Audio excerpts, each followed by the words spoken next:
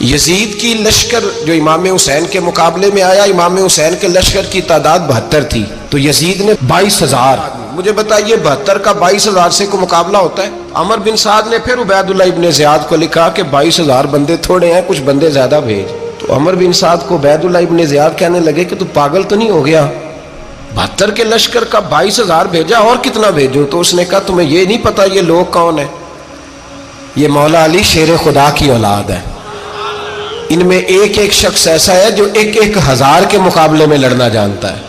تو یہاں کمزوری دکھائی جاتی ہے. ہمارے بچے سمجھنے لگے ہیں کہ یہ شاید کوئی ایسی داستان ہے، اور اس طرح کا ماحول ٹی وی پہ میں دیکھ رہا تھا، اس طرح کا ماحول بنایا جاتا ہے جیسے کوئی خوف ہے. یعنی واقع کربلا کوئی ایسا واقعہ جسے دیکھ کے خوف طاری ہو جائے، بچے راتوں کو ڈرے. وہ اکیلے درخت دکھائے جا رہے ہیں اور تیر دکھائے جا رہے ہیں. او یار کیا قوم کی تربیت کر رہے ہیں؟ واقع کربلا حوصلے کا نام ہے، دلیری کا نام ہے. سنیں بات اصل میں کیا تھی، بڑے ٹھنڈے دماغ سے میری بات کو سمجھیے گا. حضرت مولا علی شیر خدا کے بعد مسلمانوں کے متفقہ امیر بنے تھے حضرت امیر معاویہ. انہیں امیر کس نے بنایا تھا؟ امام حسن نے، حضرت علی کے بڑے صاحبزادے. حضرت امام حسن نے ان سے صلح کی، انہیں خلافت دی.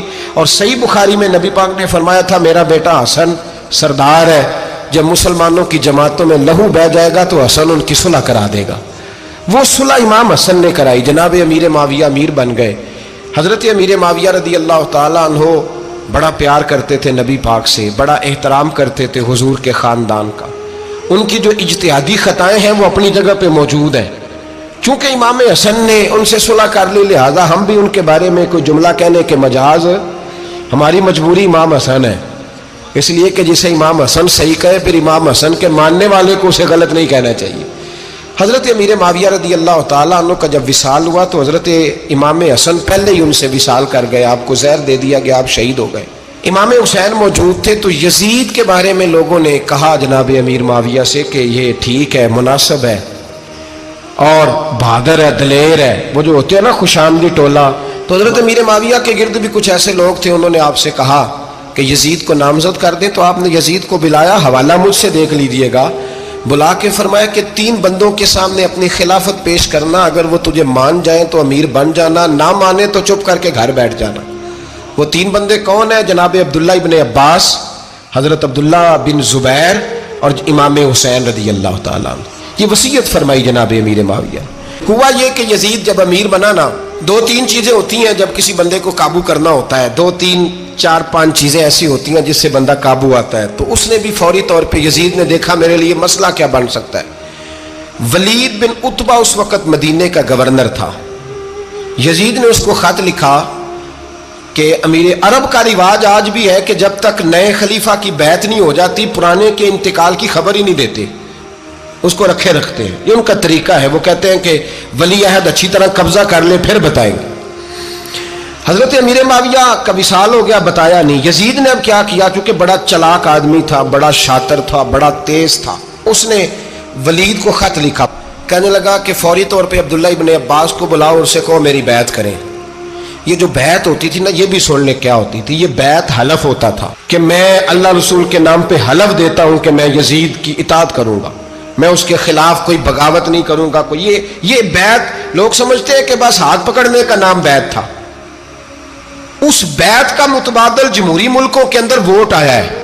تو کہا بیعت کرے. حضرت عبداللہ ابن عباس کو بھی بلاؤ، عبداللہ بن زبیر کو بھی بلاؤ، امام حسین کو بھی بلاؤ. امام حسین آدھی رات کے وقت بیٹھے تھے مسجد نبوی میں، چونکہ 5 نمازوں کی آپ امامت کرتے. امام حسین نماز پڑھا کے عشاء کی بیٹھے تھے. جناب عبداللہ بن زبیر، عبداللہ بن زبیر کون تھے؟ یہ نبی پاک صلی اللہ علیہ وسلم کی پھوپھی پوتے تھے اور جناب صدیق اکبر کے نواسے تھے. حضرت عبداللہ بن زبیر اور جناب زبیر بن عوام عشرہ مبشرہ صحابی ہیں، ان کے بیٹے تھے. بہت زیرک آدمی تھے. یہ بھی امام حسین کے پاس بیٹھے تھے. عبداللہ ابن عباس بھی تھے جو حضور کے چچا کے بیٹے ہیں، اس امت کے پہلے مفسر ہیں قرآن پاک. یہ لوگ بیٹھے تھے. تو ولید نے ایک بندہ بھیجا، اس نے آ کے کہا جناب آپ کو گورنر صاحب نے بلایا ہے. تو عبداللہ بن زبیر کہنے لگے حسین اس وقت بلانے کی بات سمجھ میں نہیں آئی. تو امام حسین بڑے بصیرت والے تھے، اللہ نے بصیرت دی تھی. کہنے لگے عبداللہ آپ کو سمجھ نہیں آئی، مجھے سمجھ آ گئی ہے، امیر معاویہ وصال کر گئے اور یہ ہمیں جو بلایا گیا ہے نا، یہ یزید کی بیعت کے لیے بلایا گیا ہے. تو کہا پھر آپ آدھی رات کو نہ جائیں، آپ کے لیے خطرہ ہوگا۔ تو امام حسین فرمانے لگے خطرہ حسین کو نہیں ہوتا۔ نہیں، کہا پھر بھی آپ مہربانی کریں ذرا احتیاط سے جائیں۔ تو جناب عبداللہ ابن زبیر نے، عبداللہ ابن عباس نے 14 بندے نیزے دے کے، تلواریں دے کے امام حسین کے ساتھ بھیجے اور کہا کہ امام حسین اگر اس نے کوئی غلط ملت بات کی نا، زبردستی بیعت کرنے کا کہا، تو آپ بس کوئی ایک بات اونچی آواز میں کر دینا، یہ سپاہی پیچھے آ جائیں گے۔ امام حسین ان 14 بندوں کو لے کے گورنر ہاؤس پہنچ گئے۔ جب آپ وہاں پہنچے، اس نے بتایا، اس نے کہا جی حضرت امیر معاویہ انتقال کر گئے اور آپ نے یزید کی بیعت کرنی ہے۔ تو امام حسین فرمانے لگے میں چھپ کے بیعت نہیں کروں گا، مجمع لگاؤ، جمعے والے دن اعلان کرو، جو طریقہ ہے حضرت ابوبکر صدیق کا، جو طریقہ ہے حضرت عمر فاروق کا، جو انداز حضرت عثمان غنی کا ہے، جو مولا علی کا ہے، سر عام اعلان کرو، اگر ساری دنیا یزید کی بیعت کرے گی تو میں بھی تیار ہوں۔ تم مجھ سے بیعت لے کے پھر لوگوں کو بتانا چاہتے ہو کہ حسین بیعت ہو کر رہے ہیں تو تم کیوں نہیں کر رہے؟ میں عام آدمی نہیں ہوں، لہذا چھپ کے بیعت نہیں کرتا۔ جب یہ بات کی نا تو ولید بڑا نرم دل تھا اور امام حسین کی شان کو جانتا تھا، وہ جانتا تھا یہ نبی پاک کا خاندان ہے۔ اس نے کہا جی مجھے تو حکم تھا، باقی آپ حضور کے نواز ہیں، میں کر کچھ۔ وہاں ایک بڑا بدبخت شخص بیٹھا تھا، عبد الملک بن مروان، وہ ولید سے کہنے لگا کہ اگر حسین آج تمہارے ہاتھ سے نکل گئے تو تمہارے لیے بہت بڑا مسئلہ کھڑا ہو جائے، انہیں جانے نہ دینا، یا بیعت کراؤ یا ان سے کہو جنگ کے لیے تیار ہو۔ تو امام حسین رضی اللہ تعالیٰ عنہ کے کانوں میں آواز گئی تو فرمانے لگے ابن مرجانہ، اگر تیرے اندر جرت ہے تو آ سامنے حسین کے، اس کے کانوں میں باتیں نہ کر، کانا پھوسی نہ کر، باہر آ میدان میں، شرارت نہ کر، باہر آ، میں تمہیں ابھی بتاتا ہوں کہ حسین سے مقابلہ کرنے کا انجام کیا ہے۔ یہ کہہ کہ امام حسین باہر نکلے، اپنے بھائی محمد بن انفیہ کو بلایا، عبداللہ بن زبیر، عبداللہ ابن عباس، ڈھیر سارے لوگ اکٹھے ہو گئے۔ فرمایا یہ معاملہ ہے، اب کیا کرنا ہے؟ تو وہ کہنے لگے حضور وقت ابھی مناسب نہیں ہے، آپ اس طرح کریں یہاں رکے، ہم مکے سے، عراق سے، کوفے سے لوگوں کو بلاتے ہیں، یہاں ایک بڑی مجلس مشاورت قائم کرتے ہیں۔ امام حسین فرمانے لگے اگر تم مشاورت قائم کرو گے تو ولید اور عبد الملک بن مروان وہ تو جنگ کرنے کو تیار ہیں، اور نبی پاک نے فرمایا ایک مینڈا ہوگا جس کی وجہ سے مدینے کی گلیوں میں لہو بہے گا۔ فرمانے لگے میں وہ بکرا، وہ مینڈا نہیں بننا چاہتا۔ کہا پھر آپ کیا کریں گے؟ تو امام حسین رو پڑے، فرمانے لگے میں مدینہ چھوڑ جاؤں گا لیکن مدینے کی حرمت پامال نہیں ہونے دوں گا۔ امام علی مقام آدھی رات کے وقت نکلے، سیدہ فاطمہ کا دروازہ ایک اس دن تھا جس دن حضرت مولا علی کوفے چلے گئے تھے، اور دوبارہ آج تالا لگا جب امام حسین نکلے۔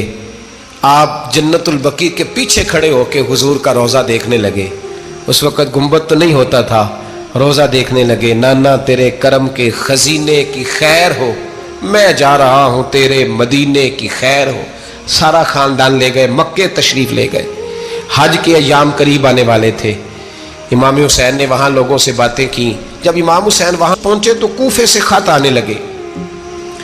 کوفہ حضرت علی کا دارالخلافہ تھا، وہاں آپ کے محبین، پیار کرنے والے ڈھیروں تھے، انہیں خط لکھے کہ حضور آپ چپ کر کے بیٹھے ہوئے ہیں اور ہمارے اوپر یزید مسلط ہو گیا ہے، آپ اگر میدان میں نہیں نکلیں گے، آپ نہیں آئیں گے تو ہم اللہ کی بارگاہ میں شکوہ کریں گے کہ کوئی ہماری کمان کرنے کو تیار ہی نہیں ہوا۔ اور وہ خط 1 2 3 نہیں آئے، وہ خط اتنے تھے کہ 3 بوریوں میں بھرے تھے امام حسین، 3 بوریوں میں۔ اب مجبوری ہو جاتی ہے، حق کے لیے کئی دفعہ بات کرنا مجبوری ہوتی ہے، اگر نہیں کرے گا تو پھر اس کو بھی قبر میں جواب دینا پڑے گا۔